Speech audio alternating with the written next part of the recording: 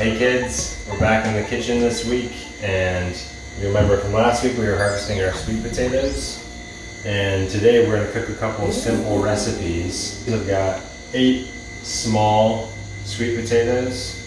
I'm going to wash them, and then we're going to go through and cook a couple recipes with them. You just want to use some warmish water. Okay, so next we're going to peel the washed sweet potatoes. The way that we're cooking them, you want to get the skin off of them. Once they're cooked, the skin's a little bit fibrous and chewy. It doesn't have the best texture.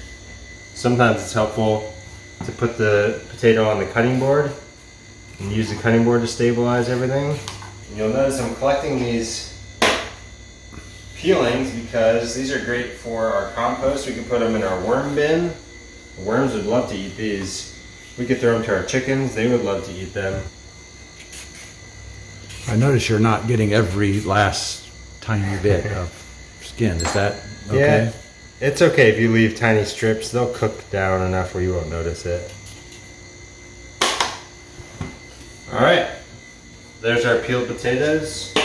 So now I'm gonna prepare these by chopping them up the sizes that we need them. And first I'm going to cut off the ends that are a little bit funky, or they have this little tail where the sweet potato is connected to the mother plant.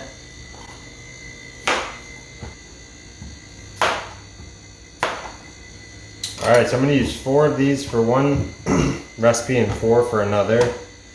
And they're each going to get cut in different ways. So the first recipe, I'm going to cut these down the middle. And this is called the bridge cut, where you put your fingers like a bridge, and then the knife goes under the bridge, and that way you can safely cut whatever it is you're cutting in half. So something like a sweet potato, it wants to roll around because it's not flat. So by doing this bridge cut, we're getting a big flat side that the sweet potato will rest on for our next cut. Now I'm going to turn these into long strips. And so it's important when you're doing these cuts that you tuck your fingers under. See how I'm curling my fingertips under, and I'm setting almost my fingernails on top of the sweet potato, and then I'm going to make these long strips like that. So I'm going to cut all these into long strips, and then I'm going to come back this way, again tucking my fingernails under. That way the knife can rest against my knuckle there. And I'm going to cut these into just little cubes, about ½ an inch long.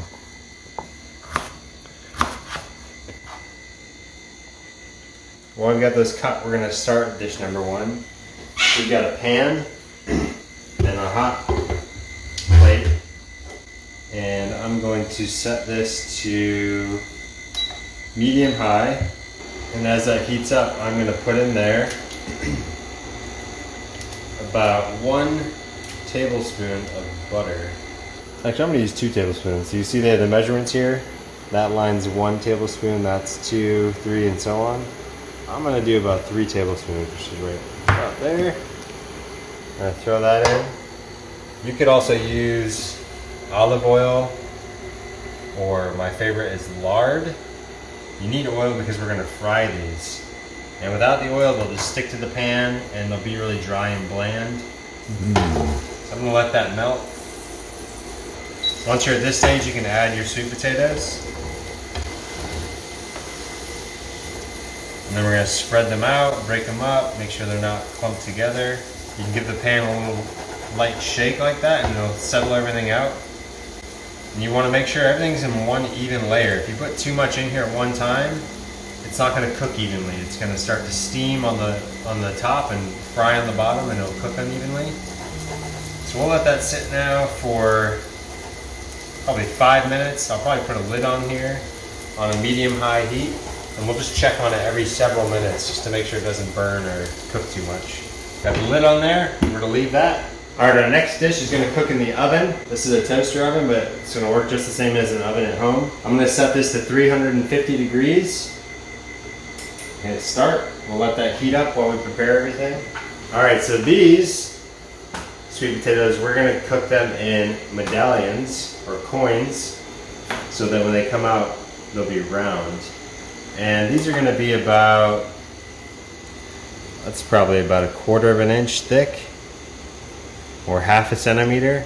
So again, I've got my fingers curled under, so I'm not going to cut the tips of my fingers off if I mess up.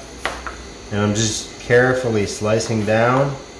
When you get towards the end, you got to be extra careful because you start to get an imbalanced sweet potato.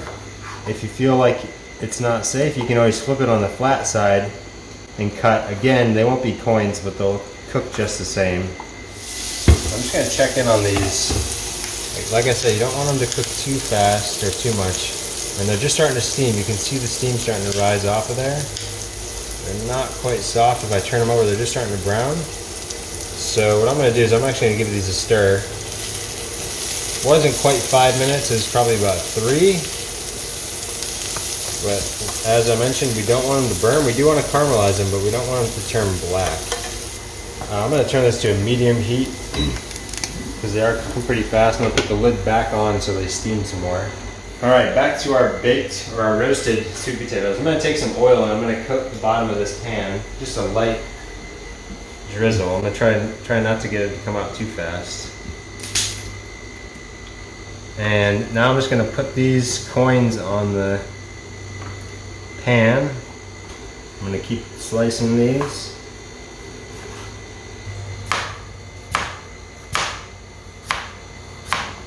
So practice makes perfect with cutting. Just go slow at first so that you become comfortable, and then over time you'll have the skill to go faster. Alright, so I'm just spreading these out, and the same thing like our pan-fried sweet potatoes, you want to make sure they're spread out, they're not stacked on top of each other. So I'm going to set this right here. I am going to add some butter on top of these because everything tastes better with butter. So I'm going to take a couple small pads of butter. I'm just going to dot them across the top. And then we're going to give this some salt and pepper on top, and then it's going to go in the oven and roast for probably 20-30 minutes. So if you've been in the kitchen here before, you probably remember our big jar of real salt. That's a pink salt. It's got all sorts of minerals in it, so it's not just a pure white salt. So I'm going to put a sprinkling across the top. Same with pepper. I'm just going to add a little bit now. Now we're going to put this in the oven. It's preheated. And we're going to let that go. Alright, we're going to check back in on our pan-fried sweet potatoes. So they're starting to soften up. If I push the spoon in there, you can see the spoon goes in there. So they're cooked all the way through, or most of the way through. Now that they've steamed in the pan, our goal now is to get the heat up a little bit. And we want to get all sides of these pretty much that same brown color. So they'll be nice and crispy and fried and delicious. Alright, the last ingredient for our fried potatoes, sweet potatoes, is 1 small onion. And we're going to cut the bottom off where the roots are. We're going to cut the top off where the leaves were. It's generally easier to cut that in half, do that little bridge cut. Then we can just peel off all that skin. So I'm going to cut these in half. And then I'm going to slice these about like that. So there's our onion prepped. So I put the onions in, I'm going to stir that around. Mark, don't you have a flip shake I've seen you do? Yeah, sometimes. There's a flip shake. This is a little bit more advanced where you take the pan, you shake it, and as you're shaking it, you toss it up and catch it back in the pan. I'm going to add some salt to these, probably about 1/2 teaspoon, and a little bit of pepper. So we'll let that sit a couple more minutes and we'll be done. Let's check on our food in the oven. Alright. A little bit of a sizzle going on. These are going to need probably a good 10 to 20 minutes more. By the looks of these and the smell, I would call these ready to eat. So I'm going to take them off the heat and we're going to serve them. So there we have it. There's our fried sweet potatoes ready to eat. You can see it's nice and brown. And it's just a really good flavor. Do this. Okay, we're gonna check on our oven roasted potatoes now. So I'm gonna go and flip all these over. So I think what we're gonna do now is put them back in, and we're gonna put the broiler on, which is where you get a nice strong flame from the top. We're gonna set them back in. Broil, it's gonna go to 450. Let's try that. You get close, you can hear the sizzle. We pull these out. They're just starting to get. Ooh, look at that nice golden color. Yeah. So what I'm gonna do is I'm gonna rotate this pan. We're gonna put it back in. You can see it was cooking a little bit much in the front. So we'll put it back in. And it seems like they're getting close to ready. So let's pull those out. Look at that. Nice caramel color. We did make a little bit of charcoal over here, but that's okay. One piece of charcoal is fine. But this is pretty much what we're shooting for, is this nice golden color. And I would say these are ready to eat. Let's give them a taste. I'm gonna try one of these really caramelized ones because that's what I tend to gravitate towards. You gotta watch out you don't burn your. So let's get a couple more tasters. Ready? Cheers. Cheers. That's delicious. Wanna try it, Austin? Wanna try it? What do you think about that? What? Wanna try it again? I think she likes it. I think she does. She's going back for seconds. That's good. Good stuff.